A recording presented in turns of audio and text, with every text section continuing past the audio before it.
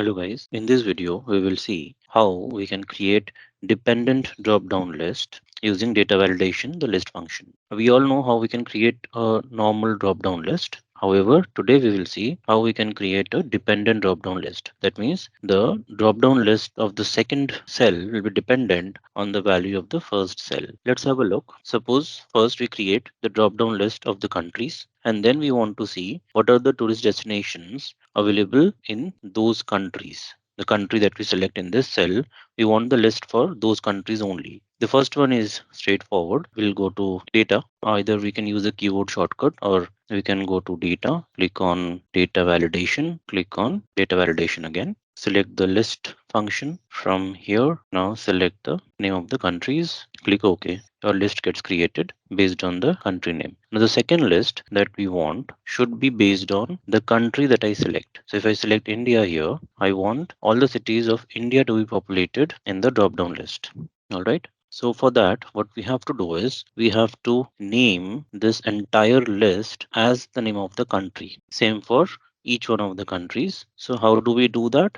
We select this entire range. We go to formula. We go to create from selection. Then we select top row, create name from the values in the top row. Click on OK. So now if you see here, if I select this entire range, this is called India. Let's see if it works. So we go to data validation again. We select on list. First we write equals to indirect. Then we select this cell, close bracket, hit OK. So if you see, all the cities of India are coming up here. So if we change it to Italy, we are getting all the cities of Italy here. Similarly, if we change it to Australia, in the drop down, we have all the cities of Australia that we have in the list. If we want to add more, we can add that as well. And the list will get updated here. Now, instead of drop down, we want the names of the tourist destinations in the list format. That can be done as well.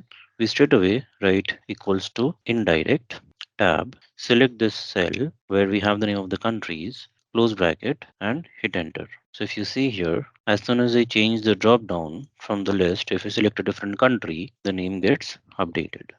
Similarly, same for Australia. This one is to be changed manually. However, your list automatically gets updated as soon as you change the selection. I hope this was helpful. Let me know if you have any other topic which you want to see a video on, need help with. Thanks for watching, guys.